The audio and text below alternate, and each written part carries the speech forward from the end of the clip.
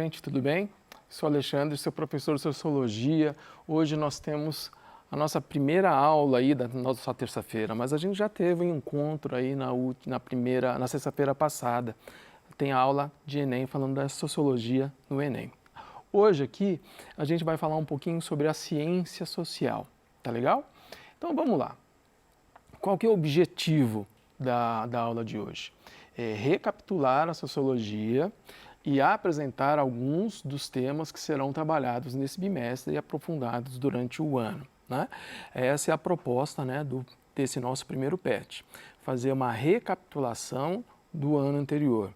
No caso de vocês, na verdade, foi lá no primeiro ano, né? Então a gente vai resgatar temas que a gente trata lá no primeiro ano. É importante, porque isso vai ajudar a gente no desenvolvimento do restante do ano de 2021, ok? Aqui é a habilidade que está envolvida, né? Tem a ver com a identificação e análise, né? De fontes e narrativas em diversas linguagens, compreensão de ideias filosóficas e por aí vai. Bom, vamos lá. Vamos começar então falando na sociologia no ensino médio. Como é que se organiza isso daí? Olha lá. No primeiro ano, a gente tem um PET que está trazendo um resgate do conteúdo do ensino fundamental, mais fundamentos sociológicos, tá? E o PET do terceiro ano é um resgate do conteúdo lá do primeiro ano, mais alguns fundamentos sociológicos importantes para a gente começar esse 2021, e tem também um objetivo de preparação para o Enem, que se complementa com as aulas que nós temos na sexta-feira, tá legal? Então, entre o primeiro ano e o terceiro ano, o que nós temos aqui? A filosofia. É importante deixar claro que a filosofia, ela não é uma continuidade da sociologia, mas é o que a gente pode chamar de ciência-mãe, é a filosofia. É aquela que deu origem a todas as outras ciências. Então, de uma forma ou de outra, sim, a sociologia dialoga bastante com a filosofia, mas a gente vai ter que fazer esse resgate dos temas que nós trabalhamos no primeiro ano para reavivar um pouquinho a memória de você do que é a sociologia. Ok. Dando continuidade nisso, lá no PET, na página 124, está dizendo o seguinte: ao buscar explicações sobre o funcionamento da sociedade, a disciplina de sociologia exercita em nós um olhar questionador e uma postura investigativa em relação às causas e consequências dos fenômenos sociais que a constroem e influenciam as nossas vidas. Está lá na página 124. Então eu trouxe aqui para você um exemplo que tem lá no PET de filosofia. Essa imagem está tentando explicar como que é o mito da caverna desenvolvida por Platão. Eu não vou explicar para vocês aqui como é que é esse mito nos seus detalhes. O professor e a professora de filosofia sabe explicar melhor do que eu, mas eu tenho certeza que você já conhece, você que está no terceiro ano. Aqui, então, o que nós temos? A ideia de que aquilo que nós normalmente vemos no mundo é uma espécie de teatro das sombras. Na verdade, nós não estamos vendo a realidade, nós estamos vendo o que nós conseguimos ver, uma projeção dessa realidade que existe lá fora. Se a gente quiser ver essa realidade como ela efetivamente acontece, nós temos que sair da caverna e ir em direção à luz do conhecimento. É lá fora que efetivamente as coisas acontecem. Para ajudar nesse caminho é que nós temos a sociologia. Como é que a sociologia vai ajudar a sair desse teatro das sombras, conseguir iluminar mais um pouco como que funciona a sociedade? Bom, se há algo que diferencia a sociologia da filosofia, muito, é o uso de pesquisas estatísticas, dados e experiências. Não existe absolutamente nada na sociologia que a gente não apresenta estando embasados em pesquisas, estatísticas, dados e experiências. Ok? Sempre que alguma coisa é mostrada na sociologia, você pode ter certeza que existe um mundaréu de dados, um mundaréu de experiências feitas com relação àquilo lá. Mas olha só, além disso, a sociologia, para conseguir interpretar, trabalhar esses dados e tentar dar alguma explicação, ela vai utilizar de um monte de outros conhecimentos. Então, dentro da sociologia, a gente vai trazer a ciência da história, a ciência do direito, a ciência política, a biologia, a psicologia, a ciência econômica, a geografia, a educação, a antropologia e, obviamente, a filosofia. Somente se utilizando dessas ferramentas é que a gente consegue entender o mundo através de um olhar sociológico. E aqui eu faço um adendo também, né? Sempre que você for ler alguma coisa, qualquer tipo de estudo, conhecimento dessas outras áreas aqui, você sempre vai encontrar a base sociológica lá dentro dele, ok? É assim que a gente conversa. Os conhecimentos, eles não são separados, eles se integram. Bom, seguindo aqui, a gente precisa falar um pouquinho sobre senso comum, porque está lá no PET, página 125. O que está escrito lá? Senso comum são as noções e conhecimentos compartilhados de geração em geração pelas pessoas em geral em uma sociedade. Ou seja, todo mundo compartilha do senso comum. Não tem ninguém que não compartilha, não tem também o seu senso comum. O conhecimento do senso comum é construído na experiência mais imediata e cotidiana e está ao alcance fácil das pessoas. É aquilo que a gente olha, a gente vê, a gente ouve, tá? É imediato isso. Para tentar exemplificar para vocês, vamos dar uma olhada aqui, ó. Imagina que você tenha que sair. E aí a primeira coisa que você faz, obviamente, é olhar pela janela para saber como é que está o tempo e de repente você vê o tempo muito parecido com essa foto aqui. Bom, o que você vai fazer quando você vê um céu desse jeito aí, saindo obrigado a sair? Você vai pegar um guarda-chuva. Ah, você não tem guarda-chuva, então você vai pegar aquele guarda-chuva da sua avó, guarda-chuva do seu pai. Você vai pegar aquele guarda-chuva enorme que ele tem assim, que ela tem, desse tamanho. Você sai carregando aquele guarda-chuva, anda o dia inteiro com aquele guarda-chuva, você não pediu autorização para o seu pai, não pediu autorização para a sua avó, então você sabe que você não pode perder aquele guarda-chuva de jeito nenhum, você passa o dia inteiro preocupado com aquilo ali e não cai uma gota sequer de chuva. Na verdade, se bobear, poucas horas depois o céu abriu, está um sol imenso. Mas você passou o dia inteiro carregando aquilo ali. Nós utilizamos nesse exemplo o senso comum.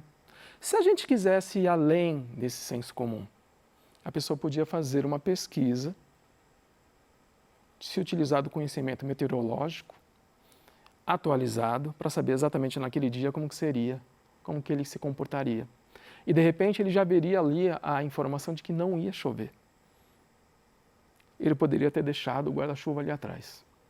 Percebe então como que é importante a gente ir um pouquinho além do senso comum? Apesar do senso comum nos ajudar no nosso cotidiano, ir um pouco além pode ser um diferencial. Um outro senso comum aí que é passado de geração a geração. Manga com leite faz mal. Você já deve ter ouvido falar isso. Isso foi talvez um dos sensos comuns assim mais compartilhados, né, na nossa história. Manga com leite faz mal. Mas só quando a gente vai olhar a raiz disso daí, a gente vai ver que essa história de manga com leite faz mal, e gente, manga com leite não faz mal, manga com leite faz bem, ok? Pode fazer o seu suco sem se preocupar.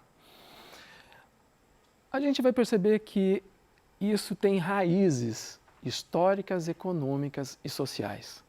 Eu não vou explicar para você aqui o detalhe, faço um convite para você pesquisar mais um pouquinho sobre essa história aí, que ainda hoje muita gente compartilha, ainda hoje muita gente acredita. Mas você vai ver que alguns elementos que ajudam a explicar isso é o fato de que a manga era um produto no Brasil colônia que estava ali à disposição de qualquer um, tinha em abundância. O leite era um produto raro no Brasil colônia, havia muito pouco. E no Brasil colônia nós tínhamos escravos.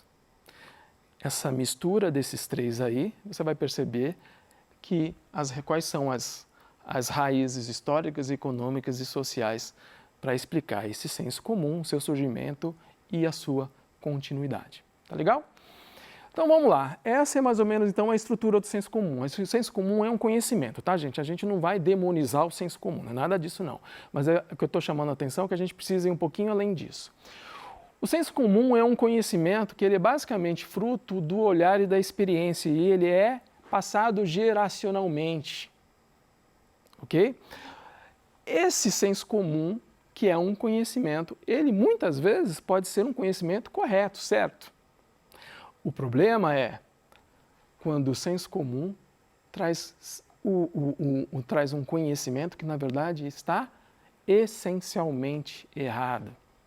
E quando a gente está trabalhando, quando a gente fala de senso comum com informações erradas, isso é uma porta enorme para inúmeros preconceitos. Então, se a gente quiser sair um pouquinho dessa quantidade absurda de preconceitos que nós temos por aí, a gente precisa estudar um pouco mais as coisas, entender um pouco mais as coisas, ir além do senso comum. No PET, na página 25, está dizendo o seguinte, olha, já o olhar sociológico envolve uma postura questionadora em relação à realidade social, ok? Aqui o movimento é o oposto do olhar do senso comum. Ao invés de aceitar sem questionamentos, reproduzir e naturalizar aquilo que está sendo dito pela maioria das pessoas, o que ele propõe é justamente estranhar aquilo que consideramos normal ou natural. Ou seja, desnaturalizar as ideias comumente produzidas pelas pessoas no dia a dia. A gente vai falar ainda sobre essa questão da desnaturalização, tá legal? Olha lá. E aí ele vai trazer um conceito, que é o conceito da imaginação sociológica.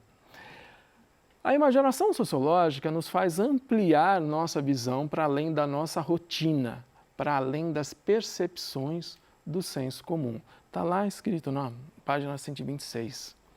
O que é a ideia da imaginação sociológica? É entender que existem coisas a mais para a gente pensar, além daquilo do que a gente está vendo. Aquilo que a gente vê, aquilo que nós conhecemos no mundo, ele tem uma mecânica por trás. É essa mecânica que a gente vai tentar estudar a partir da imaginação sociológica. Apesar de ser impossível termos uma visão completa de como o mundo é o mundo ou compreendermos na totalidade como as coisas funcionam, é possível avançar sempre na direção de uma visão menos imediatista, menos centrada no ponto de vista das nossas relações pessoais. O que o PET está dizendo aí, em outras palavras? Que o mundo vai além do seu próprio umbigo. O mundo é mais do que aquilo que você pode ver. O mundo vai além da sua casa e da relação com as suas famílias. O mundo vai muito além disso daí. Então, não considere que você, apenas por aquilo que você vê, aquilo que você conhece, você tem as explicações do mundo, dos problemas, de onde surgem as desigualdades e quais são as soluções para isso. Isso é se utilizar do senso comum para tentar explicar coisas extremamente complexas. O que a imaginação sociológica está pedindo é o seguinte: saia um pouquinho do seu próprio umbigo, saia um pouquinho do seu espaço, dê oportunidade para um pouco mais de conhecimento. Então, essa é a perspectiva da sociologia, ok? A sociologia ela tenta explicar o quê? Um monte de coisa, mas vamos lá. Relações e poder, privilégios, ideologias, visões de mundo, crenças, costumes. A sociologia vai lá e tenta olhar isso aqui com uma lupa, ok? Só que ao mesmo tempo que ela tenta explicar, porque a gente precisa conhecer, para nós acharmos as soluções, a gente precisa conhecer os problemas, o funcionamento. A partir do momento que a sociologia explica, ela incomoda. Por que ela incomoda? Porque ela mexe com relações de poder, ela mexe com relações, com privilégio, com ideologias, com crenças de mundo e por aí vai. Para ajudar a explicar isso um pouquinho, tem um exercício no PET, na semana 1, que ajuda a gente a entender isso que eu estou querendo dizer. Olha lá. Para o sociólogo francês Pierre Bourdieu, a gente vai falar bastante sobre ele durante o ano, a sociologia, quando se coloca numa posição crítica, incomoda muito porque, como as outras ciências humanas, revela aspectos da sociedade que certos indivíduos ou grupos se empenham em ocultar. Se esses indivíduos e grupos procuram impedir que determinados atos e fenômenos sejam conhecidos do público, de alguma forma esclarecer esses fenômenos, esses fatos, pode perturbar seus interesses ou mesmo concepções, explicações e convicções. E aí, esse exercício ele tem uma figura e tem esse texto aí que a gente acabou de ler do Pierre Bourdieu. E aí faz a seguinte pergunta: a partir da relação entre os textos 1 e 2, que é o texto que nós lemos e a figura, é correto afirmar que no Brasil a mídia hegemônica é, e assinale a alternativa lá. Então vamos lá. Para responder isso aqui, vale chamar atenção para isso aqui, ó, hegemônica, essa palavra aqui, tá bom? O que a gente pode dizer dessa palavra hegemônica? Que ela significa um domínio. O que é hegemônica, o que é dominante. Se ela significa domínio, toda vez que a gente fala em domínio, nós estamos falando do quê? Poder. E toda vez que a gente fala em poder, a gente está falando do quê também? De interesses. Ok, agora com esse esquema hegemônico, domínio, poder e interesses, eu tenho certeza que você consegue responder a pergunta do PET. Seguindo aqui, nesse bimestre, o que a gente vai trabalhar, gente? Nós temos as aulas às terças-feiras. Então, hoje, dia 23, a gente está tratando sobre a sociologia, né? É a aula de agora. E a gente vai tratar logo a aula de indivíduo e estruturas. Tá legal? Também é tema que a gente costuma trabalhar no primeiro ano e a gente vai resgatar. Depois, no dia 20/4, a gente vai falar sobre marcadores sociais, que é muito importante para a gente entender de uma maneira geral como que a sociologia tenta estudar e explicar as coisas, e a sociedade em transformação. Além disso, sexta-feira nós temos as aulas de Enem. Sempre às 8h36, gente. Sexta-feira, sociologia no Enem. A gente trata sobre cultura, no dia 26 agora, nessa próxima sexta-feira, e aí a gente vai tratar sobre os clássicos, por que a gente fala de clássicos no Enem, porque sempre cai os clássicos no Enem, o processo de socialização, o trabalho, o indivíduo em construção e gênero e raça. Então, só nesse primeiro bimestre a gente vai tratar sobre inúmeros temas. Temas que, sim, de uma forma ou de outra, no primeiro ano, você já teve uma pequena noção. Mas olha só, aquilo que cai no Enem não é somente as coisas que caem no terceiro ano, não. Caem as coisas do ensino médio como um todo. Tá legal? É isso aí, gente. Valeu, obrigado. Até a próxima.